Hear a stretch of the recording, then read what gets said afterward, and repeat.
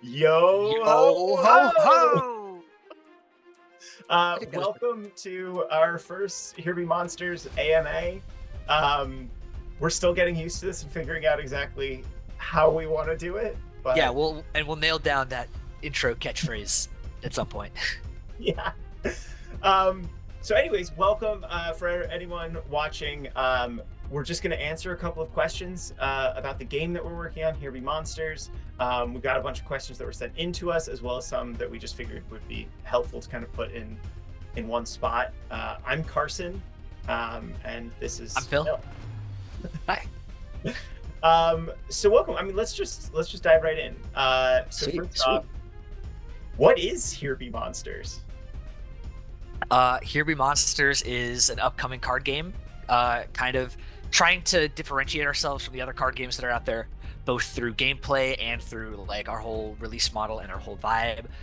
Um, Try to have a lot of emphasis on things like story, things like characters, things like player freedom, because Yeah. being a pirate means being free, and we want that to like come across in the experience of playing the game. Yeah, So and that's something that like we've been every time we play test the game and work on it, the things we keep going back to is that sense of freedom, but also just fun, you know? Like there's a certain level of games like this, like to be clear, this probably doesn't fit exactly in a trading card game model. It's a lot more approachable to people who play board games, but still has a lot of depth that if you like that in trading card games, you can still find that depth in this game. Um, but it's one of those things that we just kind of always wanted to circle back to, like when you were a kid and you saw those crazy things happen in like TV shows like Yu-Gi-Oh or things like that, where it's just like it's bonkers. You're like, how did that happen? Like that's what we wanted to really pull out in this game, was those moments of whoa. yeah, I mean, if you look at all the fantastical characters behind Carson, you can only imagine what kind of kooky things those characters would do in their world, and we want it to feel that way when you play those characters. Yeah. Um, all right, so that's what is Here Be Monsters. So we kind of already touched on this, but like, who is Here Be Monsters made for? I love that question because the answer is for everyone. But honestly, I like you said, yeah, it exists kind of somewhere between a trading card game and a board game, which means that if you like just playing like a fun game with your friends, you can jump in and hit the ground running. And we have decks already made for players who just want to, jump in and go. But if you really want to like dig your teeth into the meat of the game, you can make your own deck. You can do, anything that you would with a traditional trading card game. The customizability and the personality expression is all there if you want it to be. Yeah, and I think one of our guiding principles when we started was, we both loved the concept of trading card games as kids. We grew up in that boom of Magic and Yu-Gi-Oh and Pokemon, and they were everywhere. But both of us kind of had trouble like getting into the communities of it because the games were released so quickly. It's like every 3 months you had to spend $100 on like new cards and stuff. And like as kids, we didn't have that kind of money to do it. I still don't. I mean, yeah, exactly. And so it was one of those things that like I think in a lot of ways we've described this as like a lot of people who play trading card games like often have their backup game, when they need a break. And like I think this is one of those things. This is really good to just kind of get into without spending a ton of money. Just kind of getting into it, playing it, and building on your experience with the game at the pace and the rate that you want to. When you feel like, ooh, I want to explore this new thing, or I want to try this new card, you can, but you don't have to. There's nothing forcing you to be like, I need these 5 cards to win every time, or whatever it is. Um, so yeah, that's Yeah. that's pretty much it. I will say it's fun and approachable for people of all ages. Even if you're like in middle school or high school, there's still a lot to play around with, a lot of excitement to explore. Totally. Cool. So we're just cruising along here. The next question comes from our website, which just launched like 2 weeks ago. So check it out. I'll put a link somewhere here, but www.herebemonstersthegame.com. So this question is, you keep talking about the Monster Coast. What is that? I feel like you can give a more in-depth explanation than I can, but the Monster Coast is the setting, the world of Here Be Monsters, a place where pirates roam free. Adventure is always around the next corner. The high seas are full of all sorts of wacky and wonderful items, objects, characters, events. Um, yeah, you Yeah, I mean, please. I think for the beginning we kept the analogy we kept coming back to was the Spanish Main. You know, in the real world, the Spanish Main. Actually, you might have a better knowledge of this. That it was like a stretch of the Caribbean, right? Was the Spanish Main? Yeah, kind of the north coast of South America and the Lesser Antilles and the major islands in the Caribbean. Phil is our resident pirate expert. Which keep your eyes peeled next Sunday. An article is going to go live on the website talking about Phil's relationship with real life piracy and his visit to Port Royal. So keep your eyes peeled for that. Um, Yeah. but yeah, the Monster Coast, you know, it's something that is still growing and expanding as we're building out the lore and the experience, but it's full of just interesting places and different islands and locales for these pirates to exist in. Um, so, you know, this guy here, Gunpowder Sage, he lives on a little lighthouse called Eternity Point, which there'll be more information about that. This guy, Sword Beast, he visited an island. I forget the island's name. We haven't talked about it in a while, which is where he got his sword that's special. Um, Yeah. and then there's a whole dinosaur key, you know, like a stretch of islands. And so that's where Tyrannosaurus Rex here lives. And so there's a lot of that, and we'll be getting more of that across. But we also just kind of use it generally to talk about people playing the game. You know, like come join us on the Monster Coast because it's just a wild place of adventure and fun and joy. Yeah. More so than a physical location, the Monster Coast is a state of mind, State of mind. but it is also a physical location. Yes, yeah. Mm-hmm. And some lucky winners will get 2 plane tickets to the Monster Coast. It's right next to Kokomo. In the That's a deep cut. That's good. That's good. Thanks. Okay, next question. So generally, what has gone into this project, and what's the timeline for release? And What has gone into this project? that's a big question, and for what it's worth, we will have an in-depth article on that coming out in a couple of weeks to really go into like the big milestones. But if you had to highlight, you know, like 3 of the big things over the course of development. Yeah, well, first, just to say that it's we've been working on this since like early, I think February 2021. So this is our baby. This baby could be in preschool by now, basically. It's like 3.5 years old. I don't know when preschool starts, but a lot of time and a lot of energy has gone into this game. Um, and this may not be exactly the answer you're like going for, but when we first started developing the game, we didn't really know how to. I was living in Massachusetts. Carson was in California at the time. How are we going to play test a game?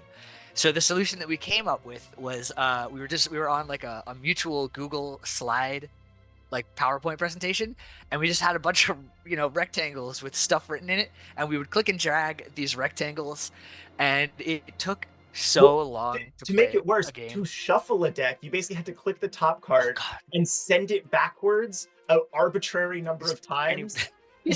to shuffle the deck. Yeah, that is something I have screenshots in the article that's coming out, so you will see just how Good. insane it was. But thank God we only did that for like 2 or 3 2 or weeks. 3 of weeks. playtesting. Yeah. And then I think you were the one who mentioned Tabletop Simulator, and we were like, let's give that a try. And yeah, thank God, whoever created Tabletop Simulator, you saved Oh. us so much time. We wouldn't be here, I think, if it weren't like if we were just doing this over Google Slides for We years. definitely would have given up. I think we would. Yeah. But I think honestly that was an interesting thing because like we started it at the peak of the pandemic, and so it became this really nice, honestly social thing where like I mean we were separated across the country, but also like we weren't doing much with other people in person at the time, and so having this once a week, we would always sit down, play test. And I think the thing I'm proudest of is neither of us are game designers. Neither of us have studied game design. I mean, I guess I would say we're game designers now, but like we had no knowledge going into it. And the way we just approached it was circling back to that idea of fun is we would sit down, we would play, and then we would just talk about, okay, what felt fun and what didn't feel fun. and then we'd make a tweak, and the next week we try it with the tweak, and then ask the same question again. And over the course of almost 4 years now, we've kind of started to get it where it needs to be. Yeah, that's like super, super true. I feel like we have had so many conversations post game or even during a game when we're playtesting of like, is this fun? How can this interaction be more fun? Like fun, much with, regular real life piracy, is the core and central pillar Yeah. of this game. Well, and I think I'm really proud that, probably 75 to 80% of the time we finish a game and we're like, that was so fun. Yeah. The times that it doesn't feel fun are few and far between. And usually there is a core thing we can hone in on as to this doesn't feel fun and this is why it doesn't feel fun. Yeah. So yeah, that's been an adventure. In terms of the timeline for release, so we've kind of hit a point now where we've done a bunch of play testing. We took it to PAX East back in March, which there's an article on the website. Go check it out, all about what that experience was like for the game. I've got like 4 more pieces of artwork to do before all of the primary artwork's done. So close. Crazy. 177 artwork pieces plus like 5 or 6 alternate art pieces and some promo images like this. So like we're getting there. Right now our tentative plan is early 2025. We're going to try to launch a Kickstarter to get eyes on it. Where that's still a tentative date, probably like February, but we'll just kind of we're now kind of the game is in a good place that we want to start getting it out there and getting people's eyes on it, get more playtesters involved, get game stores involved. So that's something that this is part of us getting it out there into the world for the next 6 months or so. Cool. The next question comes in from Katie. And I know she knows the answer to this one, but she wants to know, how is the art made? I was going to interrupt you during your answer for that last one and be like, did someone ask an art question? I'll ask it if no one else asked it. Yeah, so people think I'm crazy sometimes, but all of the art for Here Be Monsters, all of the art that I've done for Here Be Monsters is done in Apple Keynote, which is the Mac version of PowerPoint, basically. It was never intended to be an art software, but I just I first picked it up probably in like 2007 or something, and just over the years I've kind of dabbled and played with it. And for some reason, when we started work on this, I was like, I think this would work for the game design vibe, and I haven't looked back. On the one hand, like look at what you've got behind you as your background. You really can't argue with the results. And on the other hand, I will always argue because it's just so ludicrous that this is the program that you've chosen to use.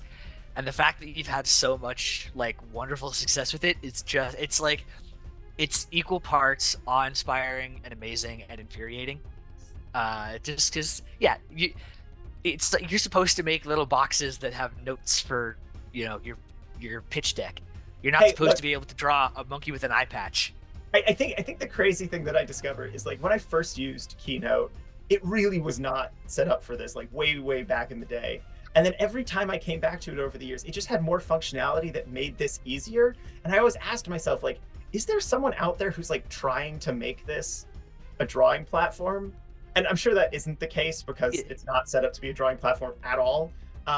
But this is something that we'll definitely be putting more information out about if people are interested on how you actually do this. I've got some time lapses of this, but basically at its core, all of this is just a bunch of different shapes layered on top of each other.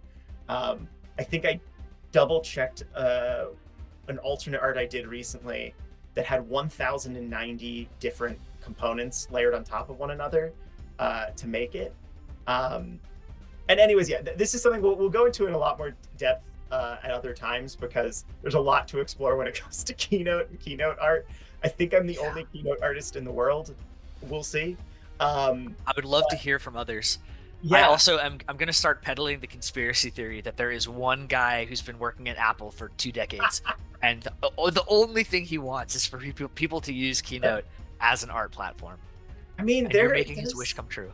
Yeah, there's some functionality there. anyways, so it's something that I couldn't see myself going in any other direction now. At least for this style of artwork. Like I still draw by hand and stuff, but like for this cartoony, rich, colorful style, it really It works serves really the well. purposes of what we're Yeah. trying to do. Um, and if anyone out there knows anyone who works at Apple or is on the Keynote design team, pass this along because I really want to talk to them and let them And know yeah, what software can do. I um, would love to see their reaction to the stuff that you made. yeah. All right. So our next question, this comes from Gavin. Thank you for sending in multiple questions, Gavin. Gavin. Yeah, we love Gavin. Love Gavin. Um, I forgot you know it, Gavin. So what are the different types of characters? And then how many characters are there currently? So do you want to tackle the first one of what are the different types of characters? Sure. I think Yeah. So the Monster Coast is populated by numerous different pirates, and the pirates are kind of loosely sorted into five different codes or colors. We have boom pirates, which are represented behind Carson right now. We've got deep sea pirates. We've got heavy metal pirates. We've got juju pirates, and we have the best pirate code of all. We have tropical pirates. And then to kind of Phil's further not biased at all.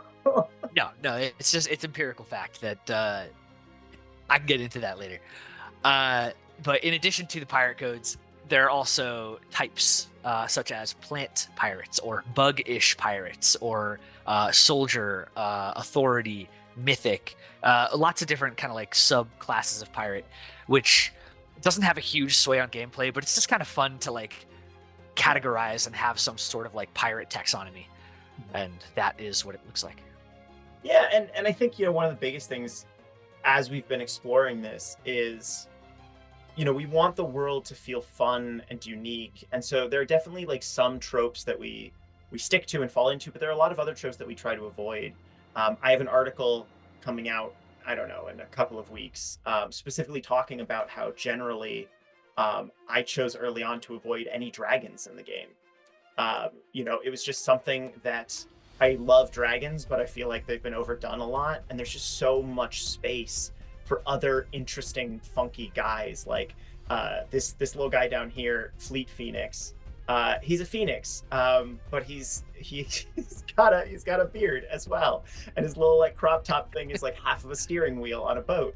And as he reincarnates, he gets bigger and bigger. Like there's so many things out there that are worth exploring and are fun and silly, that I want to make sure we're touching all realms of that as opposed to fixating on specific things. And to quickly piggyback off that, there are there are no humans on the Monster Coast. There are no humans in Here Be Monsters. As you can see, there is a child in the picture behind you, but humans interact with the Monster Coast in the way that we play the game. It is not populated by humans, and there have been numerous different pieces of art that you've made where you've basically gone back to the drawing board because you were like, too human, got to make it less human. Yeah, we've had a couple of those that I've redone because they felt too human. And I think probably the closest you would get is there's a character called Flintlock Fury, that like looks very human. We've kind of retconned that into more of like an Amazonian woman kind of vibe, so it's like she's human-esque but like isn't fully human. And I think that's been a fun thing to play around with. It's just a whole bunch of weird, strange, monstery characters. And I remember like when we were like 3 or 4 weeks into the game, we picked pirates as our theme. Like, how are we ever going to make a whole game around pirates? Like, there's only so much you could do. And here we are, like, well, and I guess to answer the second question, there are probably about 120 different characters, something like that. That sounds right. Yeah. We're somewhere between 20 and 25 pirates for each of the 5 pirate codes. So like we're roughly in the 120 range, and there's still so much more. Like every day I sit down and I see something. Like you go to the zoo and you're just like, man, a rhino pirate, that would be cool. Or like, I haven't done a flamingo pirate, that's crazy. Or I know I joked about doing like a streetlight pirate. Like there's just anything can be. I feel like there was a switch in your mentality like a year or two ago where you went from I can't keep turning everything into a pirate into what if a pillow was a pirate? What if a TV was a pirate? What if a traffic light was a pirate? Yeah, Anything can be a pirate. it's true. Anything can be a pirate. All right, so just to keep us moving along, um, one of the other questions we got was when we asked, "What do you want to know?" The answer was just everything. And so my answer to that is, uh, we really want to share everything with you guys. The best way to do that is to go to our website and sign up for our email list. That's where we'll be posting the most updates and everything. You can also join our Discord server to see updates there, as well as our Instagram to check that out. So if you want to stay up to date on the game as it progresses, as it gets closer to launch, go ahead and do that. We don't send a ton of announcements, so it won't flood your inbox, but that's the best place to look. Um, Absolutely. all right, we got some fun kind of rapid fire ones. Oh, So, Phil, who is your favorite pirate? coconut, easy. If my laptop wasn't perched precariously right now, I would run and go get my stuffed coconut that I had made. He's just a fun little coconut guy, and there's a million of them, and he's fun to play with, and he's a fun character to like envision. Yeah, he feels like your spirit animal. He really does. And interestingly enough, so my favorite is this guy here, Sword Beast. Um, and what I realized recently is Sword Beast was the seventh character that I created, and Coconut was the eighth. So clearly, that was just like a Well, really good how week about for the that? game. It's just like sat down, two bangers right off the bat. And they are bangers. They Yeah, are. yeah. Um, I don't know what I love about Sword Beast. I think what I really love about him is he was the seventh character that we created for the game, and he was like one of the first that like it just felt like we were figuring out the vibe of it. The first couple like had some stuff that we were working on and like felt good, but still weren't. And Sword Beast felt like the first one that I was like, okay, this feels like the right vibe that we want to explore. So that Yeah, was a cool I experience. feel like he was the first one that really felt like He there was a lived on world. the coast. Yeah, exactly. Exactly. Yeah. Um, he's a great guy. I also love the Harbinger of Piracy just to play. I think he's a ton of fun as well. I'll show pictures of those here. Um, okay. Next up. So, what was one moment from the game's design that really stands out to you? Like over the last 4 years, what's one moment that jumps out to you as like that was a great moment? Um, we had like a really fairly large playtest weekend with just a bunch of our friends where we got a bunch of people to play a bunch of different games, some of which we were a part of, some of which we were spectating, and it went really well. But it was like every game took like 2 hours at least, and we want the game to take more like 20 minutes, 30 minutes. And that was like kind of a serious wake up call for us that we kind of had to hit the drawing board again, and we made some pretty substantial rule changes that ended up being just so much better for the game. And so that feels like everything before that was like pre-modern Here Be Monsters, and everything post that is modern. Like the rules really haven't changed much since then. That was when we really figured it out. We were like, "Yep, this is how we capture that like fun lightning in a bottle feeling that we want each game to have." Yeah, and I think and this is actually a part of the article that's coming out in a couple of weeks of our timeline. So if you want more information, check that out. But I think I totally agree with you, and I think the thing I'm really proud of with that experience was the games felt the same before and after. We still managed to capture that same excitement and energy and vibe, but the games ran a lot quicker now, or run a lot quicker now. Because it was one of those things when we were doing that playtest weekend, everyone there was having a great time playing. Games just went on and on and on, and there were so many opportunities just inherently built into the rules to stall the game out. And so I was just really proud that we could go from that experience as non-game designers, spend a month just tweaking, playtesting, trying things, and still capture that same energy, that same level of fun, but make the game move a lot quicker. Yeah, 100%. Yeah, I would say that's definitely like close up to the moment that stands out to me. But my moment was actually the first time we did a play test with our friend Patrick. He hopped on to try out the game, And I just remember the moment where the game was done, and I was like trying to play it so cool because this was the first time we showed it to like anyone else besides like our family, you know, and stuff like that.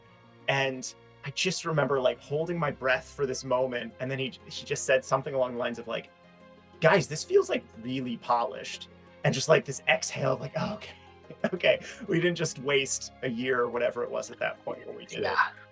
Yeah. That was a moment. That was a similar feeling at PAX when, Yeah.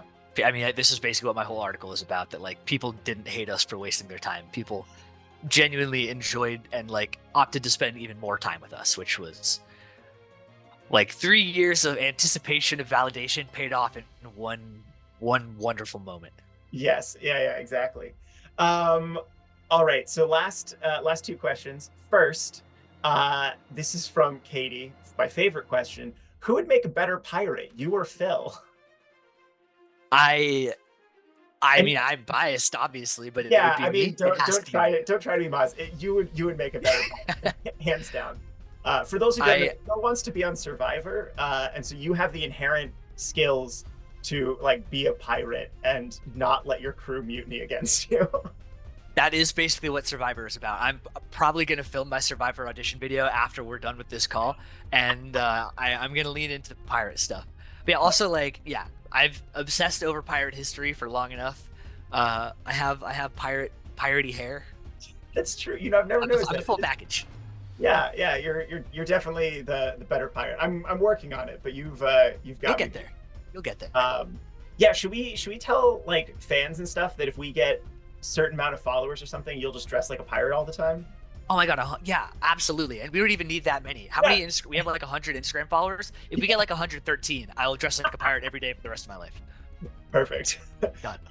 Great. Well, we've been rambling for quite a while now. So the last one is just how can I help support the game?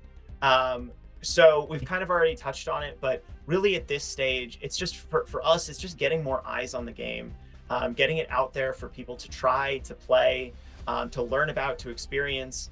So anything you can do is checking out our website. The more people visit our website, the more it jumps up in Google's search algorithm and everything. Join our email list is the best way to get information. Join our Discord. Check us out on Instagram. And then also just share this with as many people as you can. Anyone that you think would be interested. It costs nothing to put a follow there and check it out. And then additionally, when we get closer to the Kickstarter, we really want to start talking to some local game stores and get the game in the hands of people who might enjoy playing it. Yeah. When we get closer to like a release timeline, obviously there will be more ways to kind of get involved and support and help. But yeah, for now, it's really just the more of a following that we have and that we can demonstrate that we have, the more credibility we're going to have when going to Kickstarter or going to game stores. And so yeah, just joining mailing lists, following social accounts, it's all free and it helps us tremendously. And if you want to dress like your favorite pirate and send us a picture of it, like we'd like that as well. That's always fun. We actually insist upon it. Oh, okay. You have to. Yeah. Yeah. If you want to be a part of this game, I'm sorry, you have to dress like a pirate. That's it's in the fine print. You have to. Wow. Anyways, well, Phil, so good chatting with you, like we always do. Always wonderful to chat with you. I hope everyone who's watching has gotten something good out of this. Feel free to reach out with any questions that you have. We'll be doing more of these as time goes on. We're hoping to get some more like gameplay stuff out as well for people to check out. And just really start pushing this forward. So yeah. Thank you, everyone, and enjoy the Monster Coast. Bye, everyone.